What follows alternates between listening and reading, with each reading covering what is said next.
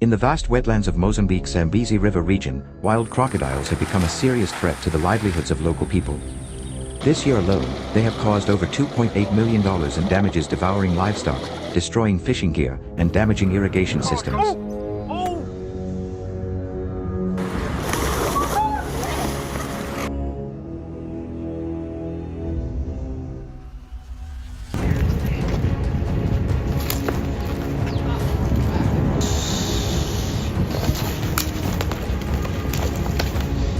Farmers report losing entire herds of goats and cattle, while fishermen must constantly repair boats and fishing nets worth thousands of dollars. As crocodile encounters become more frequent and costly, how can the people of Zambezi protect their lives before the damage becomes irreversible?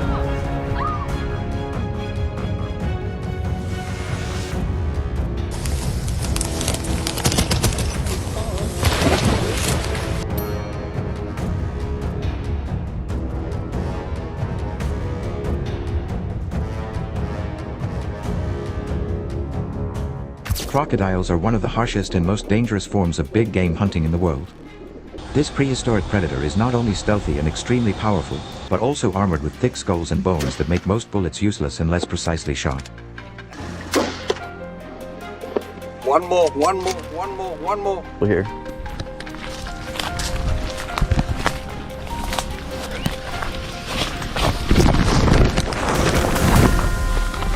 For hunters wanting to take down such a powerful animal, success depends on three things: accuracy, firepower, and patience. The safest way to hunt this dangerous animal is with a gun.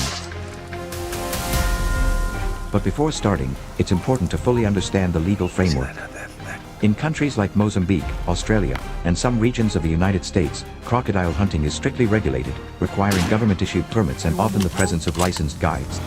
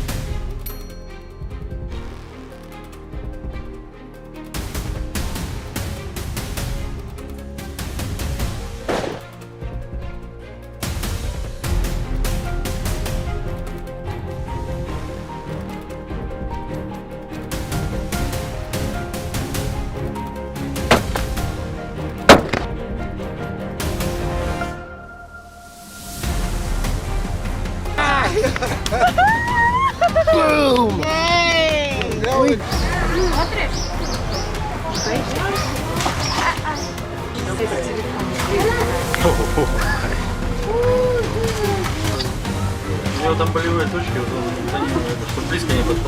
Choosing the right firearm is the next crucial step, and it can make the difference between a clean takedown and a dangerous escape.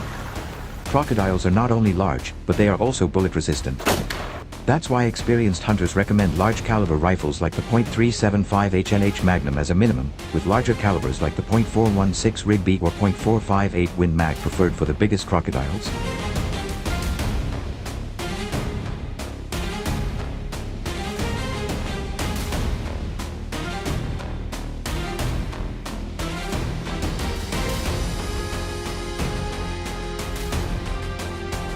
These rifles fire bullets powerful enough to penetrate the crocodile's skull, especially when loaded with solid, non-expanding bullets designed for deep penetration.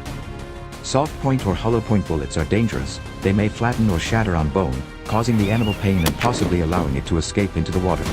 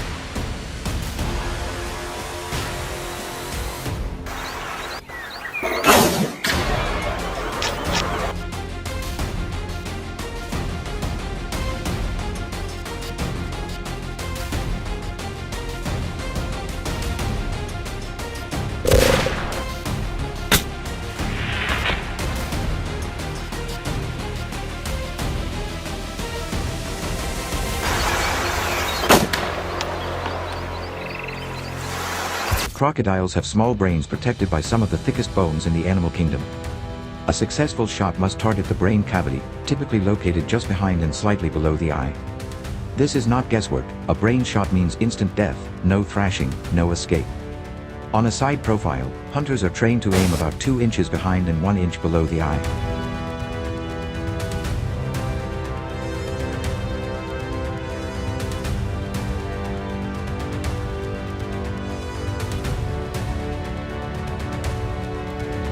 If the crocodile raises its head or turns slightly, the shot must be adjusted accordingly. Some hunters may also aim at the base of the neck, targeting the spine. While this can immobilize the animal, it is riskier and may require a second shot to finish the job.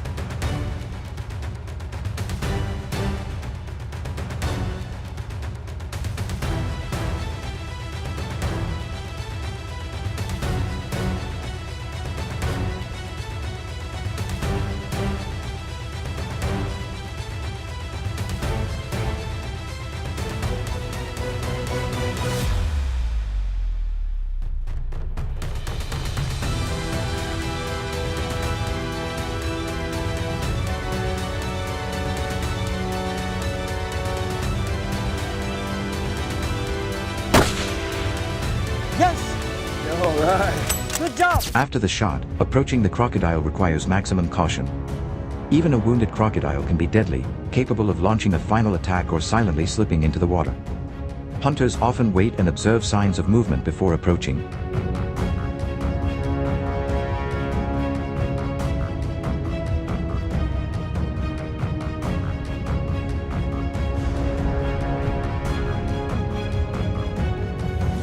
Many fire a backup shot to the skull from a safe distance, just to be sure. If the crocodile is in the water, they use hooked poles or ropes to pull it to shore. Professional guides advise against wading into water or approaching without visual signs that the crocodile is dead. One misstep, and the hunter becomes the prey.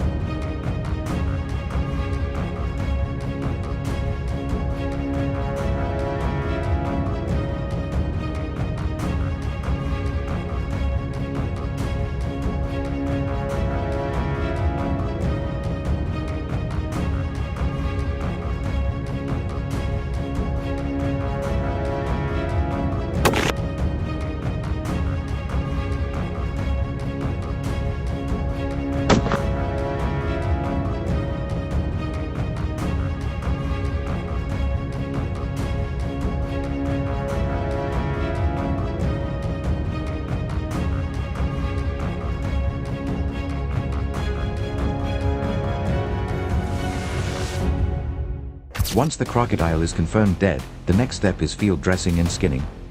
Crocodile skin is one of the most valuable in the world, used for high-end leather products. A poor cut can ruin the hide, so many hunters rely on guides or trained skinners.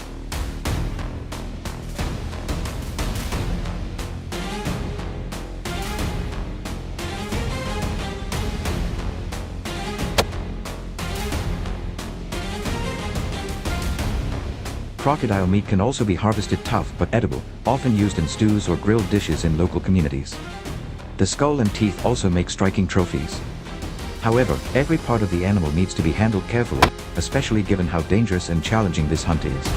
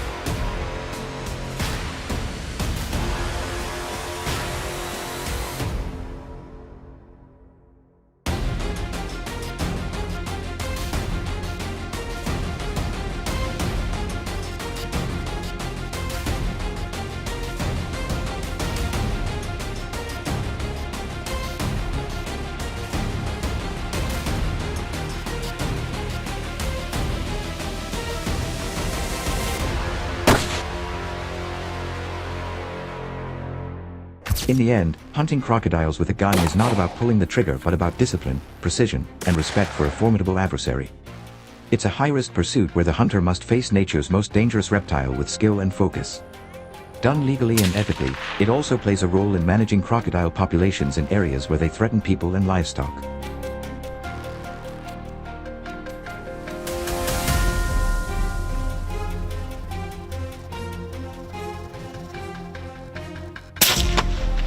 Perfect shot.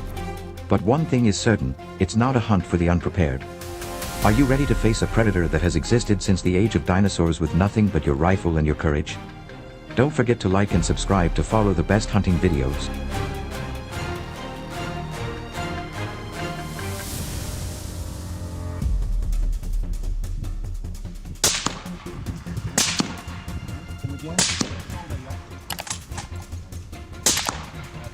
Hey. I'm shaking.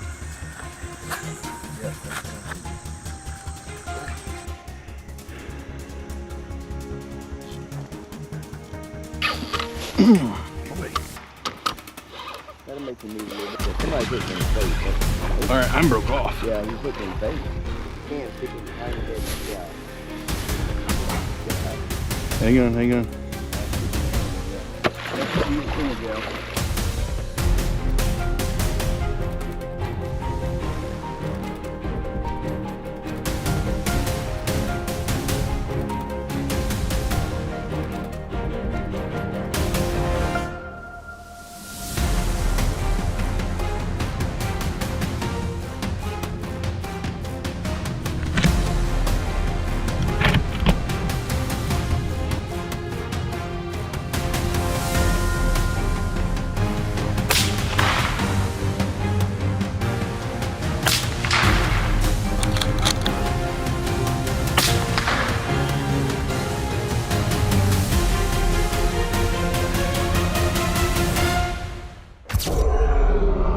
The roar of a lion pierces the night sky in the remote mountains of Kenya, no longer a symbol of the wild, but a warning. Attacks have spiked in recent months, tearing apart livestock, invading porches, and even attacking people.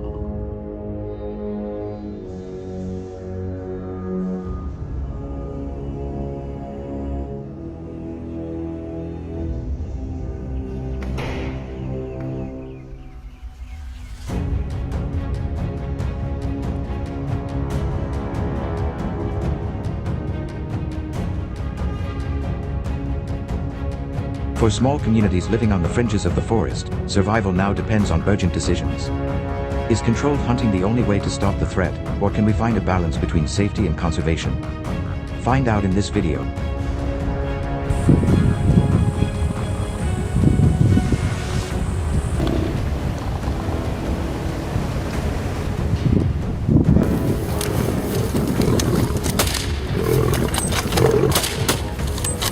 Aquele! Passou por...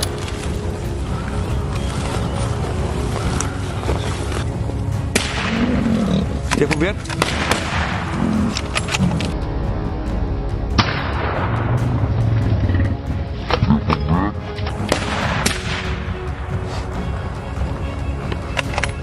After leaving the car, we moved gently, keeping absolute silence. Round, bowl-sized footprints were clearly visible on the ground, still damp from the previous night's rain. Any noise would alert the lion and cause it to flee, or worse, return to ambush. Judging by the fresh footprints and droppings, Johan determined that it was no more than 2 kilometers away. I held my gun steady, feeling the tension build with each step. Shoot again.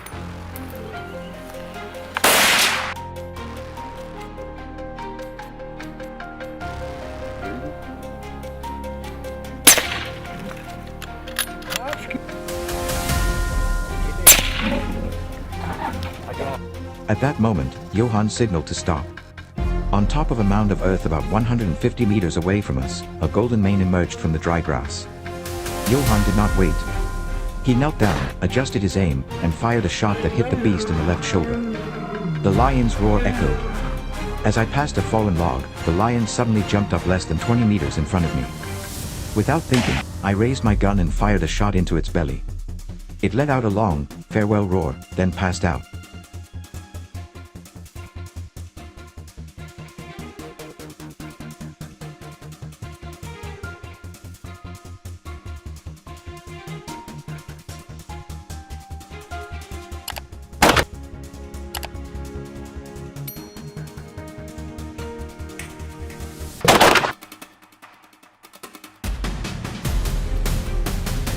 The dense mopane trees made visibility difficult. Our guides whispered of a pride of lions moving just ahead, possibly including cubs and 2 defensive lionesses. We advanced cautiously.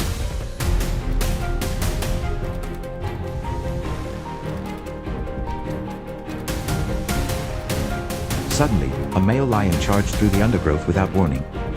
I barely had time to raise my rifle before pulling the trigger. The first round hit low, slowing the lion. It staggered, but did not fall. A second shot to the chest ended its charge. Reload. You got you? That's it.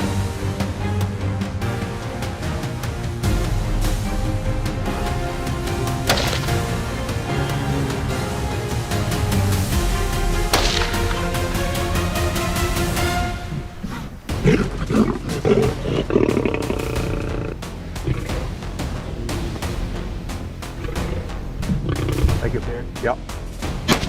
That's it. Lead us in the chest. Good shot, man.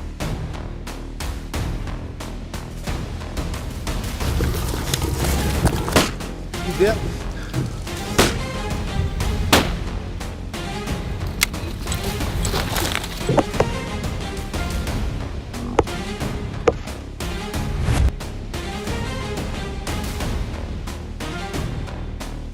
Five minutes, 10 minutes, time seemed to stop. Then suddenly, a small wild boar ran past it, causing the lion to jump up. Its body was full of strength, its muscles clearly visible under its golden fur. I raised my gun, held my breath, and kept my aim just behind its shoulder blades, the ideal position.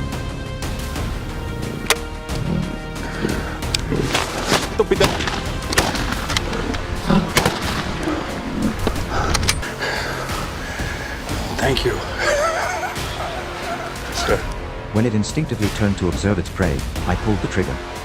The loud bang echoed across the savannah. The lion leaped up, roared loudly, and then staggered towards the trees. The group immediately closed in with extreme caution. The next shots were provided by Johan, pinning the animal's flank as it began to lose its balance. After nearly 20 minutes of chasing, the lion collapsed, lying motionless under a thorny acacia tree, blood gradually spreading on the dry leaves.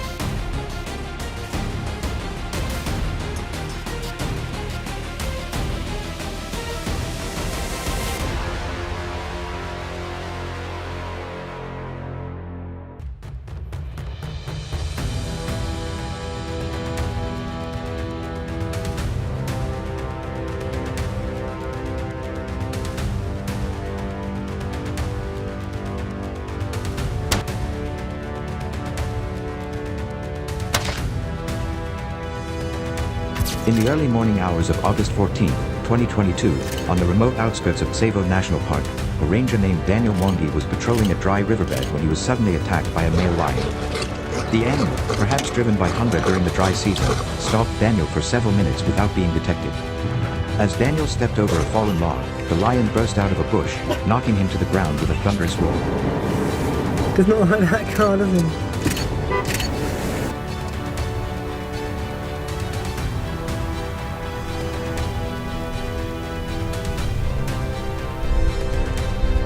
Despite serious injuries to his shoulder and arm, Daniel fought back and radioed for emergency assistance.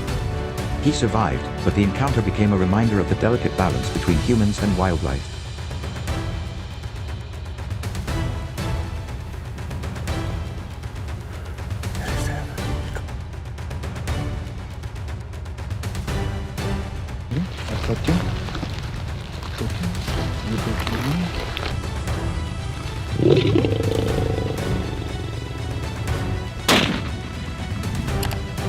Jürgen?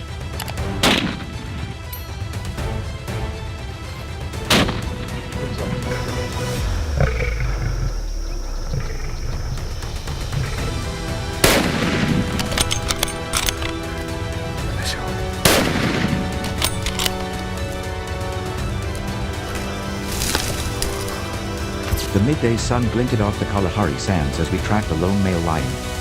Just as we reached the top of a dune, the lion lunged from behind a rock. I fired at close range. The first shot missed its neck, but the second hit it in the shoulder, sending it reeling backward.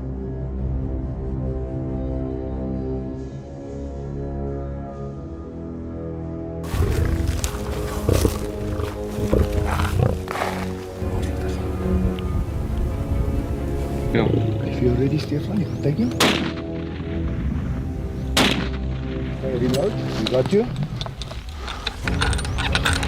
Jackson immediately gave chase, but we kept our distance, waiting a few more minutes before approaching. Any professional hunter knew, lions can feign death, and one final, dying pounce can be enough to kill them. But not this time. It was gone, silent, majestic as the wild it was.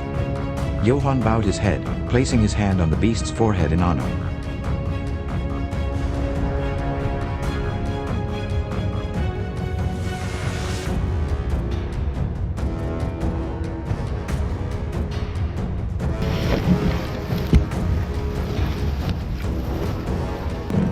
Shoot it, shoot! Whoa. Okay, whoa.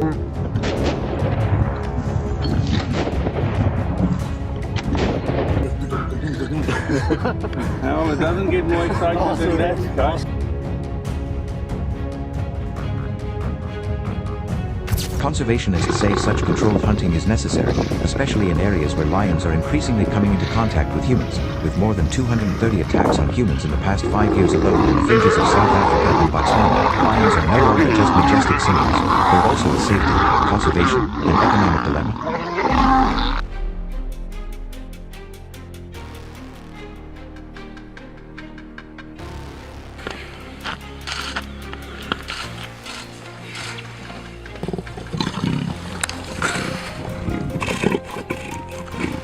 Legal hunting also brings in significant revenue for conservation. Each permit can cost between $15,000 and $50,000, which is reinvested in the ecosystem.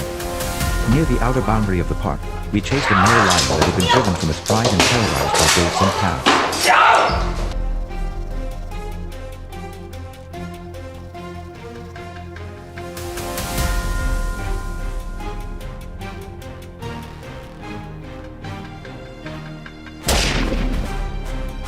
Across the open ground, they sprinted, blending into the golden savanna.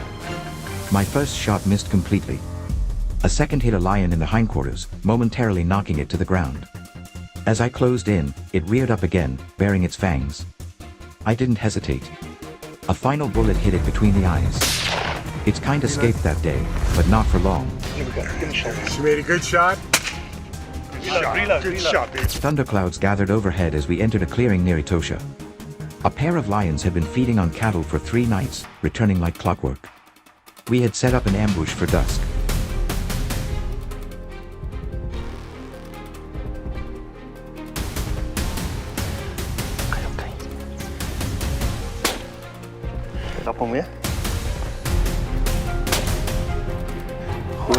I fired the first shot at the larger male. The impact broke his foreleg and sent him sprawling. The female darted to the left, into the undergrowth. David tracked her down and brought her down with a shot to the neck at 40 yards. Lightning flashed in the distance as we closed in on their motionless corpses.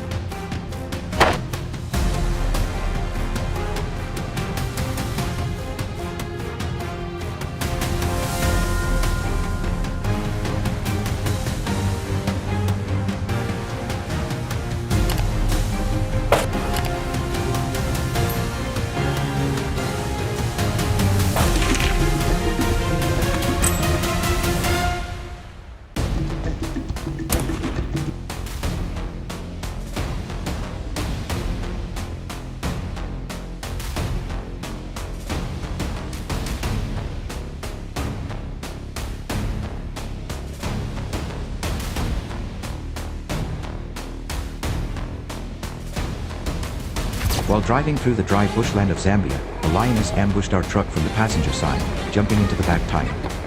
We stopped immediately. Searched the bushes. She stood on a large tree trunk, swishing her tail, growling at us, majestic.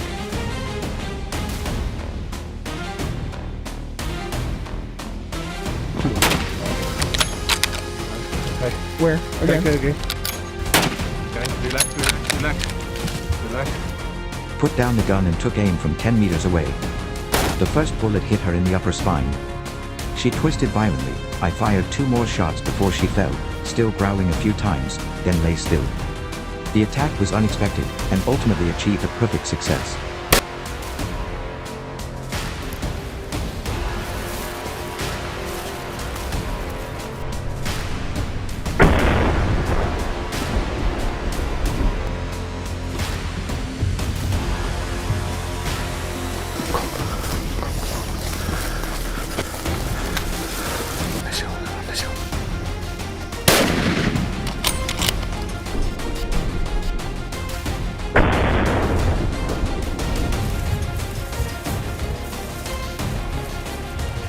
You guys tell me where's better? Get a human kill, a clean kill. You don't take chances with this dangerous stuff.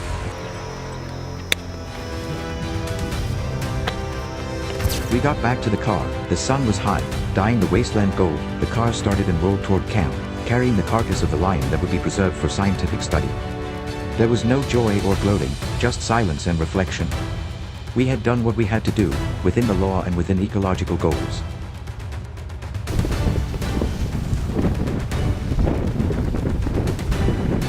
But I also knew that no shot was ever complete without a reverberation in the mind of the shooter.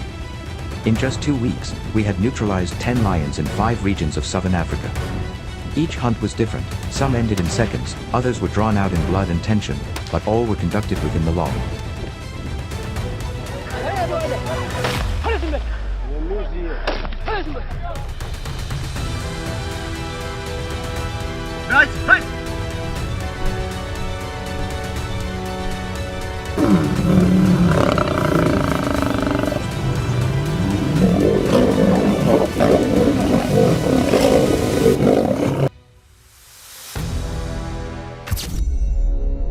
Leopards are known to be the quietest and most dangerous predators in the cat family. They are found throughout Africa, India, the Middle East and Southeast Asia, and are well adapted to both dense forests and dry grasslands. However, as humans encroach on forests for farming, their living space is shrinking and the natural food sources are becoming increasingly scarce.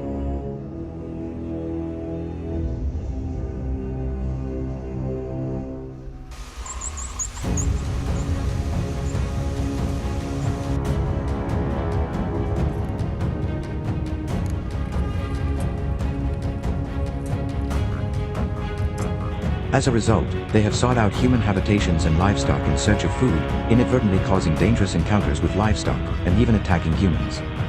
Many localities have recorded an increasingly dense presence of leopards right next to residential areas, leading to controlled hunting campaigns being deployed to minimize damage.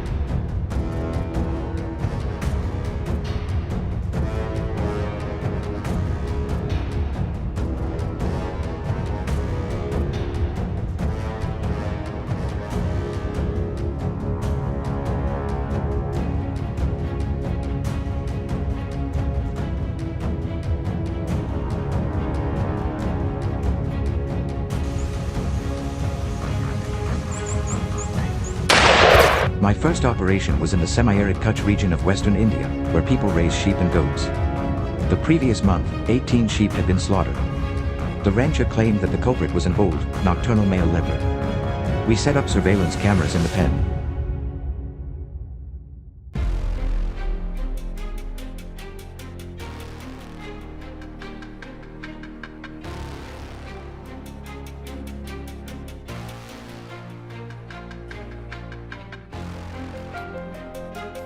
Two nights later, a familiar figure emerged, a muscular body, a curled tail, and eyes fixed on the camera. The next morning, my guide and I followed its tracks to ambush it. On a dry, thorny slope, we found it resting under an acacia tree. A single shot from a .308 Winchester rang out. The force of the rifle killed the leopard instantly.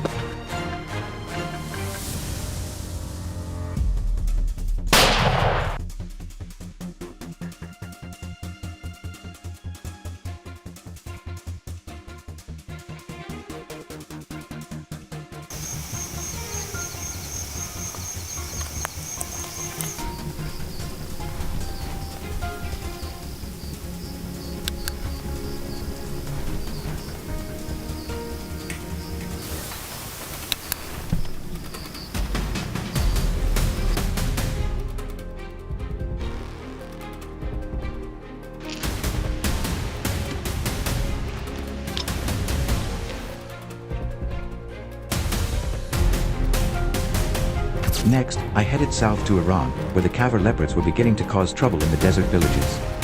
The terrain was rugged, with deep gorges, but also ideal for hiding. A sheep farm was repeatedly attacked, prompting local authorities to intervene. I accompanied an environmental task force to the suspected leopard den.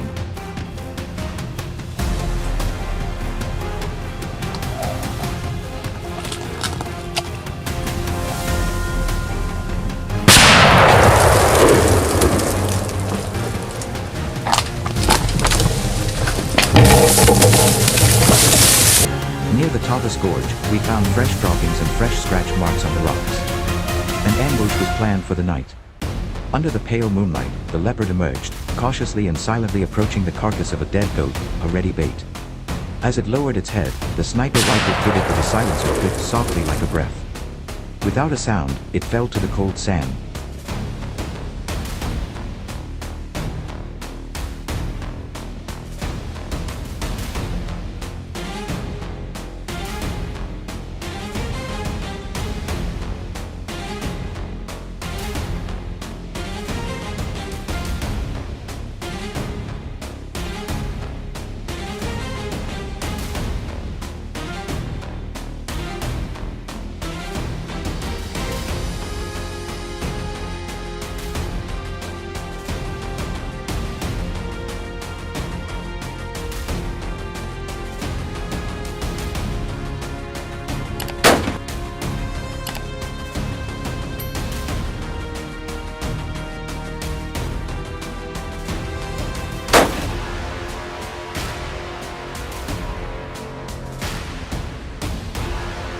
When I arrived in Zambia, the edge of Ruangwa National Park was experiencing an unusual increase in leopards entering human settlements.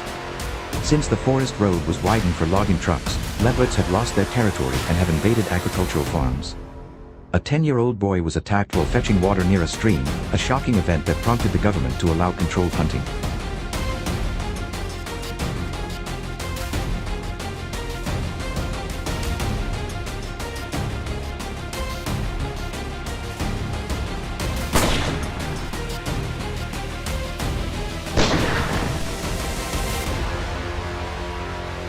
Following mudslides, we headed deeper into the early morning jungle.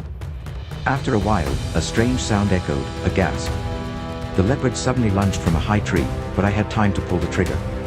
The bullet hit its hind leg, and it turned and ran, blood covering the dust of leaves. It took us nearly an hour to find its body, lying under the roots of the forest, its former territory.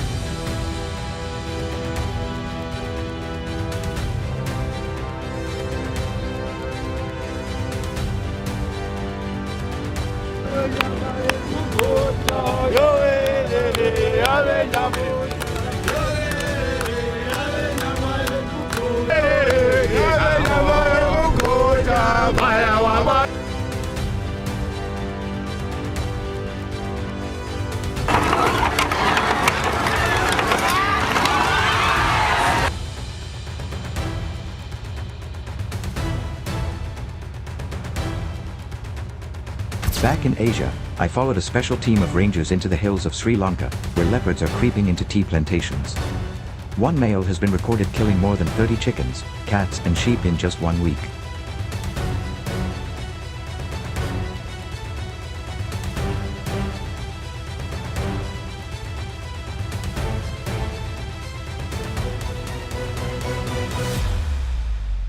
Using a reconnaissance drone, we spotted a leopard watching from a tree. We crept up on it. About 50 m away from the prey, I held my breath and pulled the trigger. The bullet hit its chest, and it fell to the base of the tree, its body curled up like a tattered floral shirt.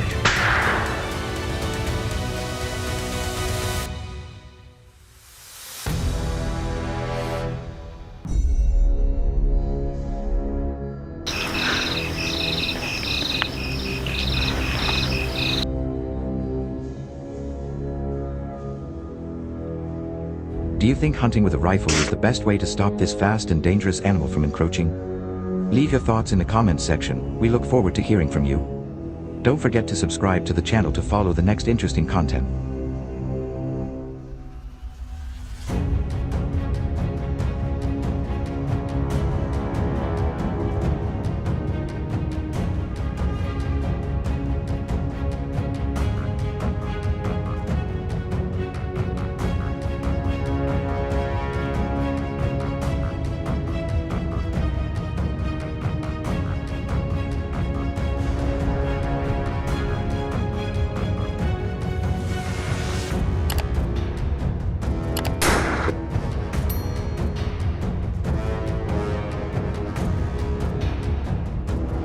Yet it's through this process that we've developed more than just skill, we've gained perspective. Every licensed hunt funds ranger salaries, buys anti-poaching drones, and supports veterinary services for orphaned calves. In 2022 alone, trophy hunting in South Africa generated over $250 million, with a significant portion allocated to wildlife preservation. We met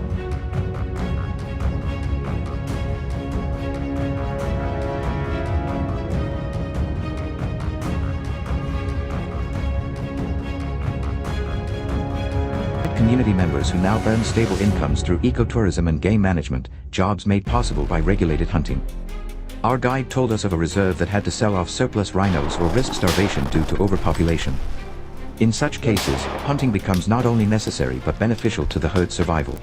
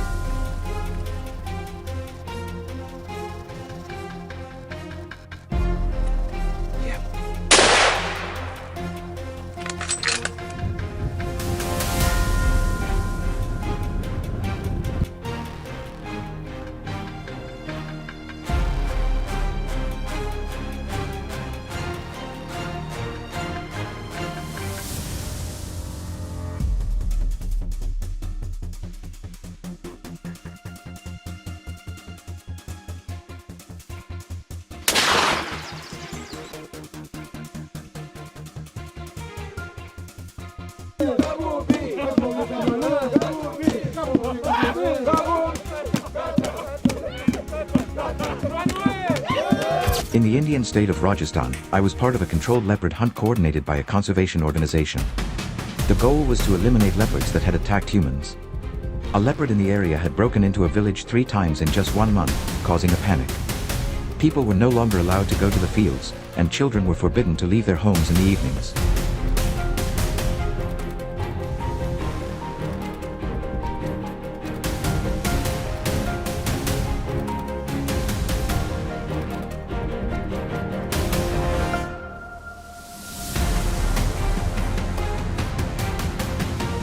After days of stalking and tracking, we finally determined the animal's movements and habits.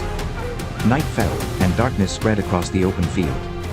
Suddenly, the leopard appeared, moving slowly, its eyes gleaming with caution and calculation. Yeah, met the cat. The cat was stone dead when he hit the ground.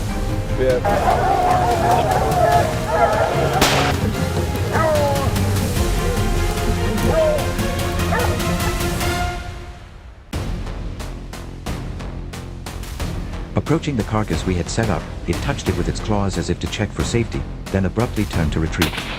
But it was too late, a shot rang out, the bullet hitting the neck.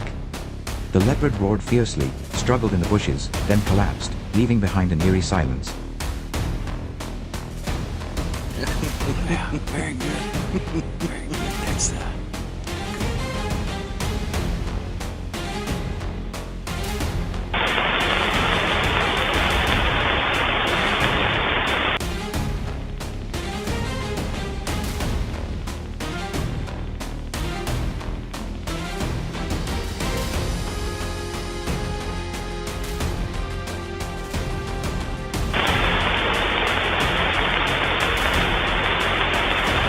Leopard hunting is not only a highly technical journey, but also a battle of wits between man and a master predator.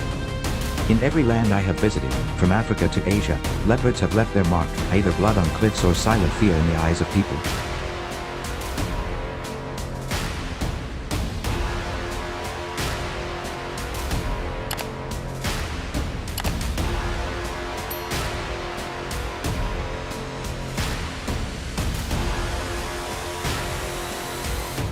Their encroachment is a clear sign of ecological imbalance.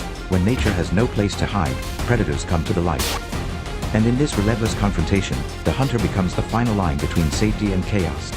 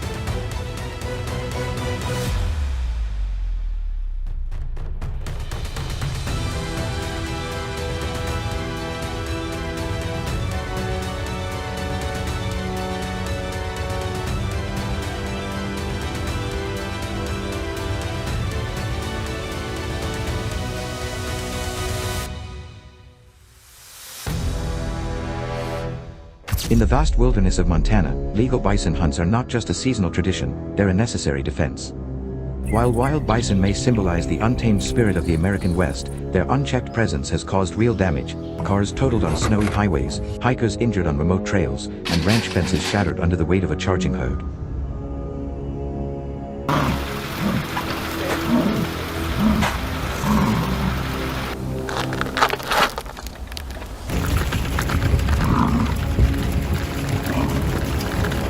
These aren't rare accidents, they're growing problems. To keep both people and property safe, hunters have stepped in with state-approved strategies to control bison numbers.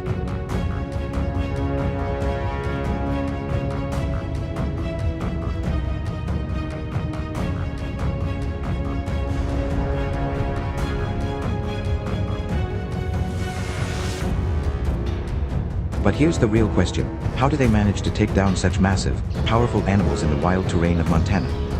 Let's find out, together, right after this.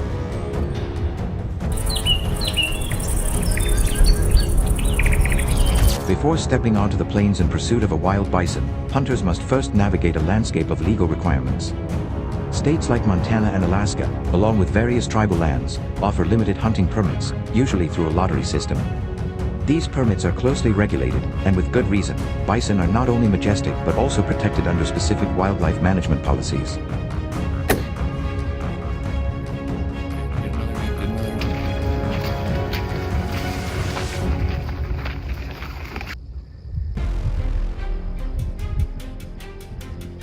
Additionally, most designated hunting areas are adjacent to sensitive zones like Yellowstone National Park, so a single misstep across an invisible boundary could result in hefty fines or legal trouble. Understanding these rules isn't just about legality, it's about respecting the privilege of the hunt.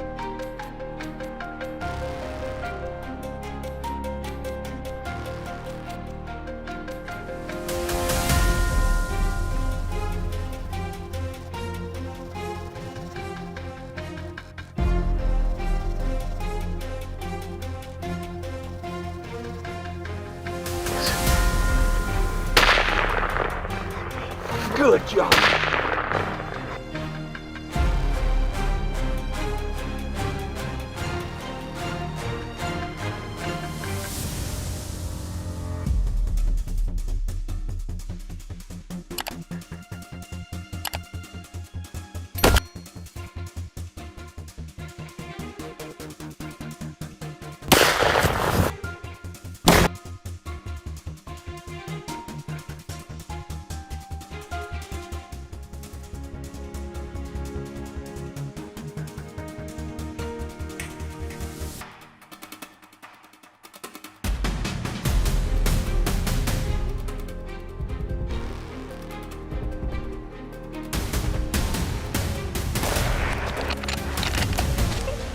Once the paperwork is squared away, attention turns to gear, starting with the rifle. Taking down a bison, which can weigh nearly a ton, is not a task for light calibers.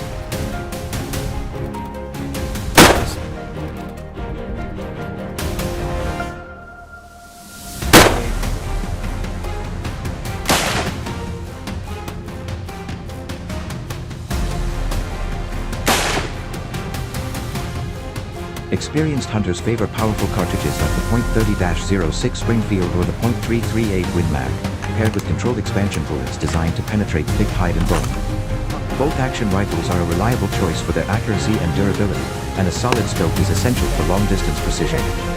Choosing the right setup is not just about firepower, it's about ensuring a clean, ethical harvest.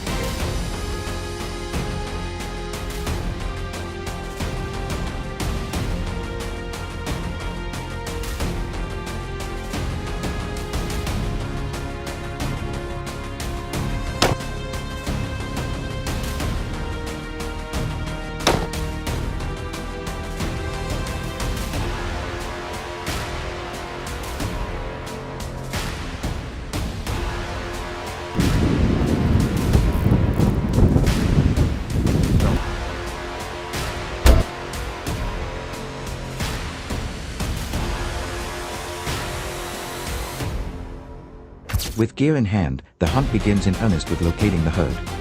Depending on the region, bison may be found grazing in vast open prairies or sheltered in snowy highlands. Scouting becomes an art form, requiring sharp eyes and patience.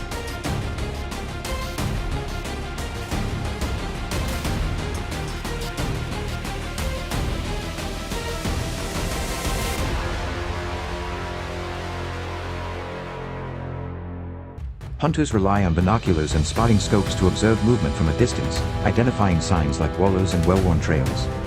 Cold weather, especially after snowfall, offers an advantage by highlighting fresh tracks, clues that bring hunters closer to their quarry without disturbing the natural rhythm of the land.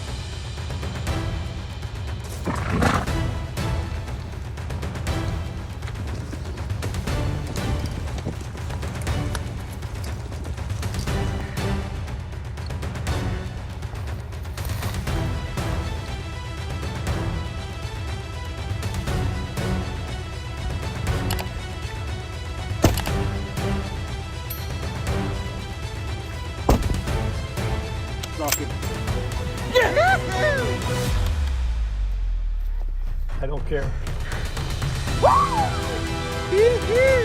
Closing the distance, however, requires more than simple tracking. Stalking a bison demands careful strategy, starting with the wind. Approaching from downwind helps conceal human scent, while ridgelines and natural cover provide the necessary stealth to stay hidden.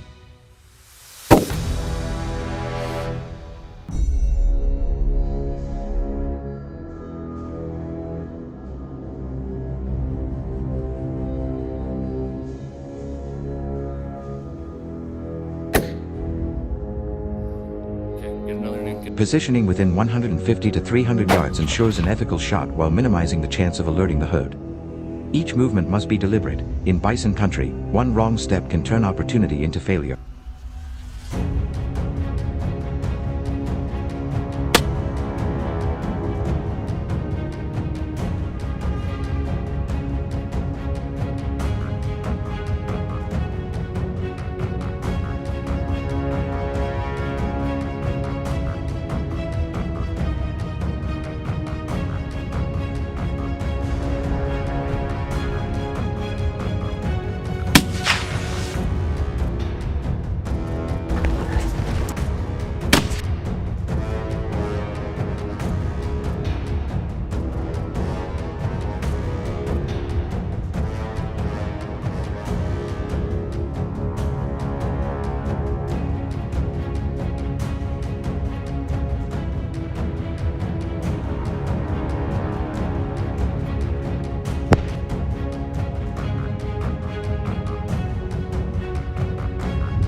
Again.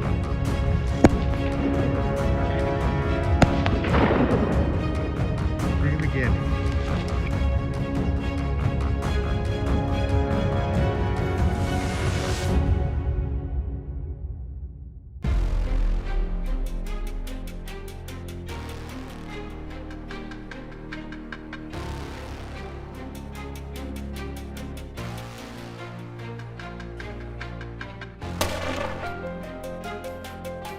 When the moment finally comes to take the shot, precision and restraint are critical.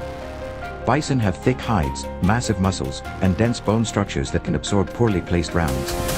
The best shot is broadside, aiming just behind the front shoulder to target the lungs.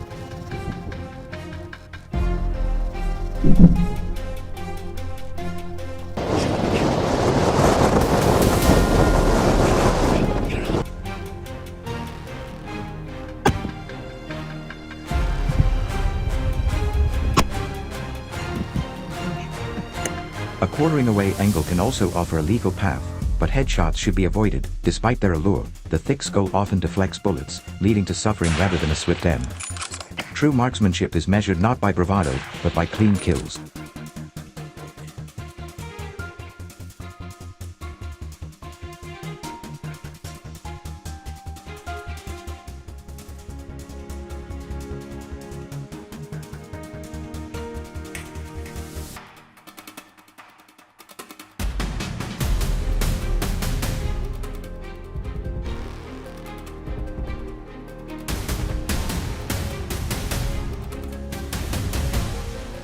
stopping.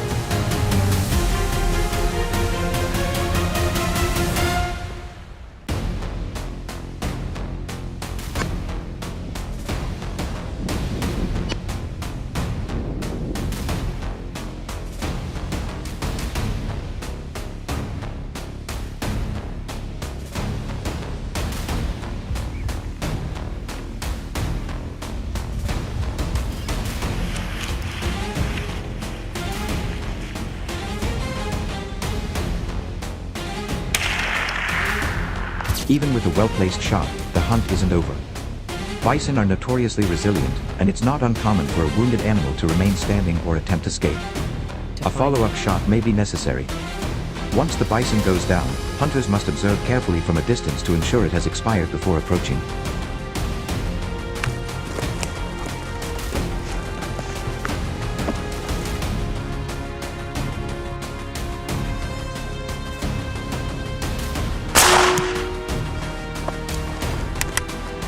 At that point, tagging the animal is not only a legal requirement but a moment of reverence. It's a ritual that closes the hunt with gratitude and responsibility, marking the end of one journey and the beginning of another, processing, preserving, and honoring the harvest.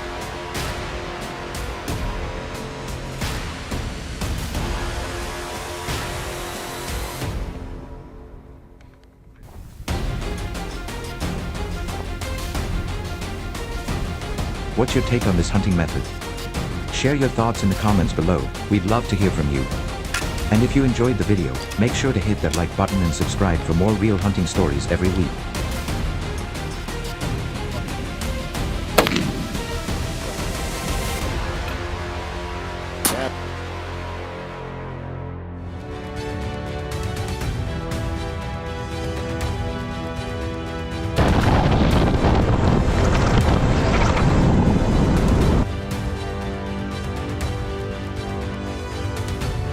Out of the hunt.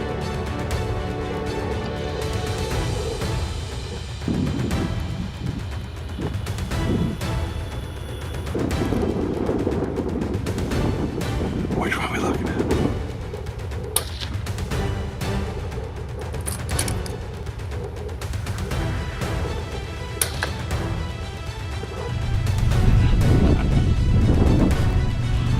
Loaded sharks. That was pretty exciting.